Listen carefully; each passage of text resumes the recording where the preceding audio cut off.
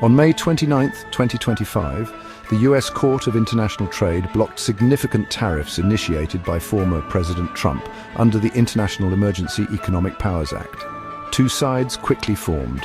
One argues Trump overstepped constitutional boundaries. The other defends the tariffs as critical for national economic security. Understanding both sides is crucial to grasp the broader implications for trade policy and executive authority. Let's dive deeper.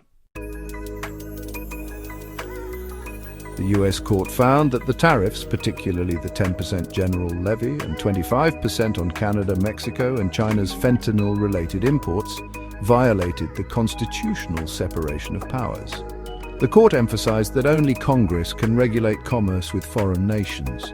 Supporters of the court decision argue that the ruling protects constitutional boundaries, ensuring no branch exceeds its power.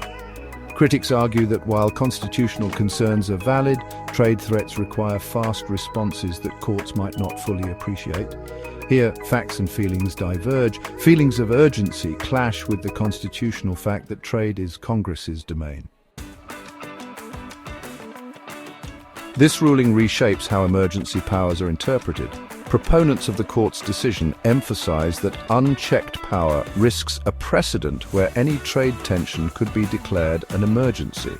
Opponents believe that denying fast action tools weakens the US economically, especially in global markets where speed matters. Fact-check CEPA's intent was emergency use during national crises, not routine economic policy.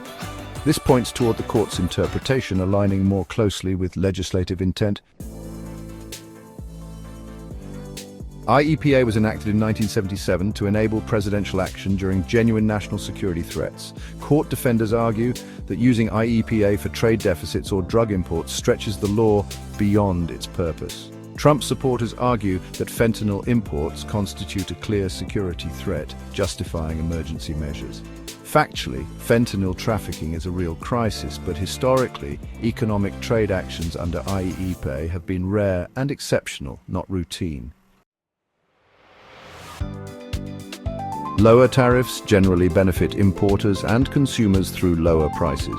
Supporters of the court ruling highlight this consumer benefit and reduced business costs. Opponents warn that domestic manufacturers suffer when cheap imports flood the market.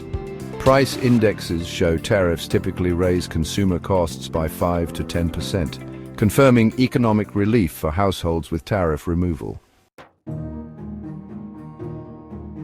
The government has secured a stay on the ruling pending appeal.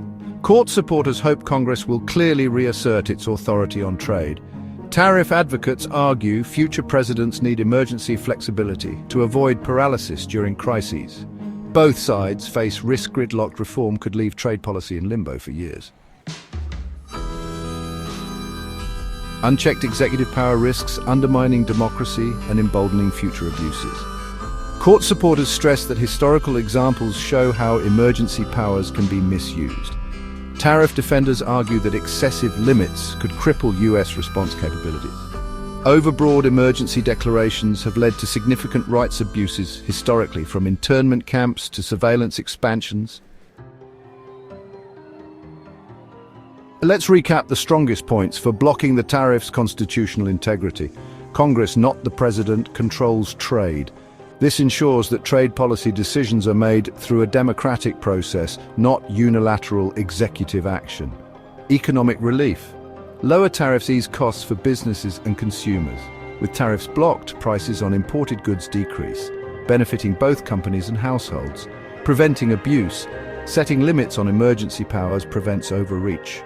Restricting executive power guards against the misuse of emergency declarations for political or economic gain.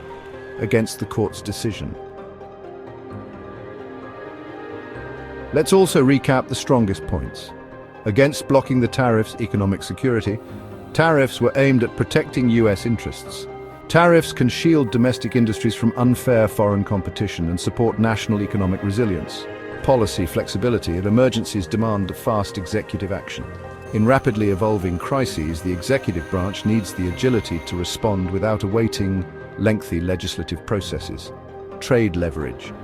Tariffs are a negotiation tool against unfair practices. They provide leverage in international negotiations, pressuring other countries to adopt fairer trade policies.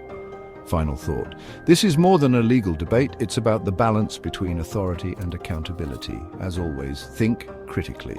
If you found this breakdown valuable, hit like and subscribe for more clear, balanced insights.